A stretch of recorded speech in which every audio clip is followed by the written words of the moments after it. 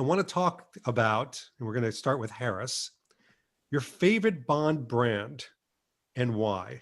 So it's not so much which one you're looking for, but there are Bond brands out there. You may own them, you may not, but there's a reason why you do have some sort of affection to them. Harris. Uh, the most honest answer I can give is Tom Ford. For me, Matt, I know you're cringing. I know. I was waiting on it. I did see it. I was laughing at Kyle's empty champagne thing, but that was great. I know. Well, I think for me, there's always going to be a part of fashion that I really appreciate with James Bond. I'm dressing like Bond, but whatever. For fashion too, not just James Bond. Yeah, I know. I'm a great musician. Great, thank you. He gets it. He gets cool. He gets fashion, and it's not super trendy. And for me, that whole epitome. You walk into a Tom Ford store. I treat my apartment like that. I treat everything I do like that. Clean, simple, and expensive. Those are the three things that I look for in life. And that's Tom Ford. Granted, I work, I have a career that allows me to embrace that. But for me, that's my favorite, to your question, more so than James Bond. I think it's on a larger scale for life. Yeah. David, how many times have we walked in there and we don't get a crystal glass? Shout out to Crystal. Don't get a crystal glass and get something in a glass, I mean, it's how I would treat people coming into my home. Yeah. And it's something I embrace. And I think it's all about lifestyle. It's all about experience. That's a great point, is that the Bond brands are not just about the item that you receive and take home. It's about the experience that you have. Chris is somebody that has gone to Aston Martin dealerships and, basked in the beauty of Aston Martin and things like that. Talk to me. You must have a brand out there that you have an affection, maybe saving up for, but something that really encapsulates everything that you gravitate towards. So yeah, I mean, you mentioned Aston Martin, but more of the style, I have to go with my gut and go with Omega. I mean, the one boutique we have here close to Sacramento is in Roseville. And every single time I walk in, I mean, I've kind of developed a relationship. They know me as that one Bond guy. And I walk in, and even when I'm walking past, they always wave and they always say hi. They've gifted me Omega Lifetime magazines that only their VIPs are able to have. And they spend 25 to 30 minutes just talking about, Bond and how they're excited and all of that. So they really, really tend to the fan. And that's something I know you talked about when it comes to having a good brand, is tending to the fans, because they know how important it is. I mean, and how much that this James Bond character means to us. And I mean, it only makes me want to, continue to invest into that company, into that brand. And so I got to stay my loyalties with Omega all the way. Yeah, you guys have picked some good ones along the way. Chris, Bond brands. I mean, what are those ones that you just feel that magnetic pull to, and why? It's strange. I've not actually had much, actual moments with proper Bond brands. I mean, obviously, Dent's gloves have been the main one for me because they're the only one I own. I think for me personally, the fact Oliver Brown are recreating the classics, that just speaks to me in such a way. The fact they're trying to preserve the history and, make it new again. I mean, like, as you've said, like, not of them, they're not all completely screen accurate, right? But they are recreated, and these are fashions that are now 50 years old. I like when they got the Dr. No postcard, and they changed the color just because that's the sort of level of detail I love and appreciate. And I think Oliver Brown is definitely the thing I'm saving up for. To own one of those would be a significant moment for me. But I've just got to appreciate the fact they're keeping all of it alive, and it's mainly for people like us. They're not going to entice somebody off the street. No one's going to walk past and go, oh, that's the striped shirt from Thunderball. I think I'll buy that. It's for people like us, and they do it so damn well. You've got to appreciate it. That's so true, because, one of the things with Oliver Brown is, as someone that's been privy to some of the sort of backroom conversations, is they really do care about what people think. You know, they know that they've been off on some things and, you know, dead on others, and they do take it to heart. I mean, they really kind of connect to it. Daniel, I mean, as somebody that's kind of captured. Oh, So I just wanted to tag on really quickly. I mean, I know course. about Oliver Brown. David, you and I have had that conversation with him. Hands down, one of the best customer service out there. They truly take care of everybody. So I kind of wanted to put that in there because I know you and I, David, chatted about something when I made an Oliver Brown purchase, and I just wanted to say fantastic customer service. So another one. And by the way, we can say it because I mean, part of this is the journey. To me, this is a Rocky quote. It's not how hard you can hit, it's how hard you can get hit and keep coming back for more. Oliver Brown had a bad experience with Chris's first purchase. And Chris is a young guy. Purchases are not the same as a 52-year-old CEO. I'm just going to call it out. And he got it. And it wasn't like the videos he's seen. It wasn't to that level. He communicated with them and they made it right in a big way. And I think it actually helped to build the relationship between Chris and Oliver Brown for a long time. So, you know, you're only as good as how you cope with your mistakes. You know, everybody has a good day, but you remember the bad days, how you cope with them. So it's also strange how sometimes making a mistake actually makes you more marketable. To say, "Oh, we got it wrong. Here you go. Let's make it better." Like I bet now you'll never ever look twice with Oliver Brown because you know they'll make it up for you. Like, right? Yep. Fantastic. Exactly. That's so true. Daniel, brand, got to have one that pulls you in like a black hole. I think the one for me would be Crockett and Jones. So I think my experience with them started off at the Birmingham stores because they were closest to me when I lived in Leicester. Now I travel to their London stores, and even if I go in there and I'm just browsing, I'm just sort of contemplating what I want to get next, or just want to try on a few things.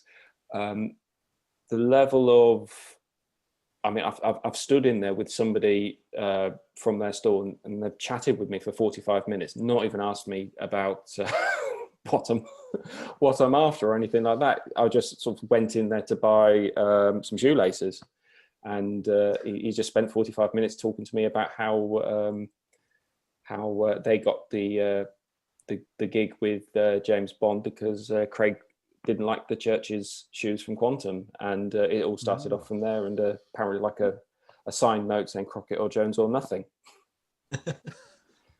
That's great. That's, by the way, that's just a great story that I hadn't heard. That's amazing. I don't know if it's true, but we'll put an asterisk in the comments. Yeah, of course. I wouldn't be surprised. It sounds true to me.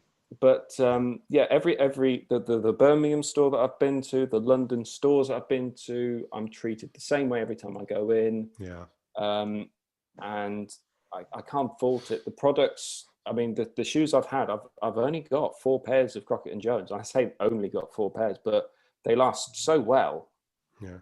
They last so well. I've not needed to buy another pair. You'll pass those shoes to your kids. I mean, I will say this about Crockett and Jones. There are a few brands, and I bet you, given Harris a moment or two, you probably would have put that 2 or 3. Crockett and Jones, I would bet. That guy, I think I go like 8. Harris and I are still disgusting. No, I'm saying I'm saying in your number 1 brand, number 2 brand, oh my God, you probably would have put it like number 2. Yes. Yeah. With what Daniel said, I think David, Matt, and Kyle, you'll agree to this, and I'll be as quick as I can. I think our most recent experience in Crockett and Jones, ironically, is really our first. Okay, other than that, we've bought and gotten shoes. I think that experience that day in New York, I know some of us buy, some of us don't, some of us do both, whatever. And some of us bought them. Who knew? I don't need to buy. I don't need to buy because I've had the same pair of Crockett and Jones shoes since 2005. Exactly. Damn. They last. Snap. They last. I can't do it. Matt. So for me, Kyle? We haven't done Kyle yet. Good, because I want to save him last. Because I keep coming back to him like seconds and thirds. It's very strange. I mean, I can give you multiple answers. We're going to go to Matt first. Yeah. So I mean, here for me, it is down to two brands. It's down to it's down to Anthony Sinclair and to Frank Foster, because both of them I have a similar relationship with both, and it's because of the tremendous history they've had with the Bond films. I mean, that means a lot, but it's also because these people behind the brands have become friends of mine. They're good friends, and to me, I really enjoy buying my clothes from friends. Just that personal experience. I don't I guess I don't need to feel like I'm being like treated like royalty. I kind of want to be treated like a regular person and someone that means something, and that's what I get from these brands. I think that's lost sometimes. And I'm not trying to be overly dramatic here, but I think what happens is when people watch some of our videos or listen to our podcasts or whatever, they're like, oh, they're pushing this brand and they're getting this and they're getting that. I think what people fail to realize is that we've been with a lot of these individuals for close to 10 years. I mean, I've been with NPL, and I know Adam and Adam's kids and Adam's wife's names and Purdy, his dog, since 2011. We've supped together, we've done things together, we've laughed together, we've been nervous together, we've done all these things. And when I see them fail, I feel it. And when I see them succeed, I feel it. And so people don't realize, like, when we do these NPL store things, they're like, oh, they're getting to go there and get some stuff. And it's like, you know what? We're supporting friends, just like you would go to a friend's house and congratulate them on a promotion. There is no difference. We've gotten to know these people so well, and they're phenomenal, and they're real people, and they go through some, some obstacles too.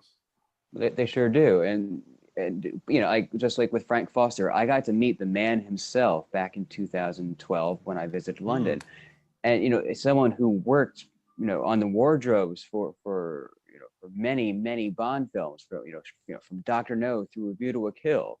Someone who he worked on most of those films, and he's just that history with Bond meant something to me. But then getting to know the man himself and speaking with him for many hours, and now his wife makes the shirts. His daughter now runs the shop, and I've met his daughter's children, and just getting to know these people makes these brands seem even more real, and they're wonderful people. I totally agree.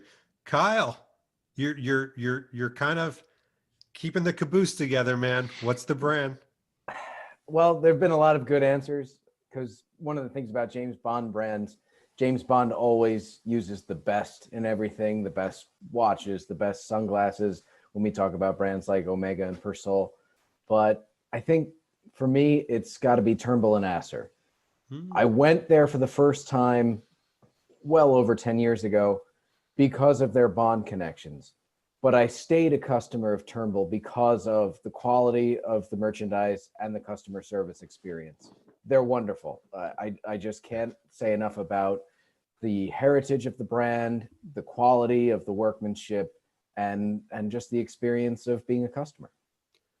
I think also, Kyle, you can attest to this. I think Harris as well. Harris just led a think tank group for one of their launches, which was great. I know Matt was a part of it. One of the things that they do is they really do love the fans, and they get it. They know that a discussion with fans is worth 10 Madison Avenue videos of the most expensive agency, because it's taking a real passion, so much in fact that Kyle, I believe, is leading the charge of some new wish list clothing, but that's what they do. They don't say, like some brands, sorry, no, it's not in our docket, it's not in our summer line. They go, yeah, I don't see why not. I mean, that's Turnbull and Asser. They just take the mountain, don't they? They do. Yeah, and they don't skimp on anything. Not only if they're going to release a Bond collection, it's not a lesser thing or a diffusion line. It's of the same quality as anything else they make. Yeah, that's true. And we didn't even run out of champagne. And their pajamas. That's what I'm working on. I'm trying.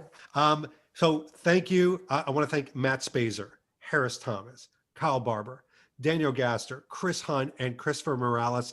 And yes, even Pete Brooker, who clearly his mother-in-law said, enough of this crap. I'm trying to sleep. And I want to thank you for joining us. This has been David Zaritsky for the Bond Experience, and we'll see you all real soon. Take care. Thanks for watching this episode. If you want to be up on the latest from the Bond Experience, just click on this subscribe and subscribe to our channel. You're going to get all the latest and greatest information, plus some exclusive content. And by the way, speaking of content, here's something especially for you, just because we know you. Talk to you soon.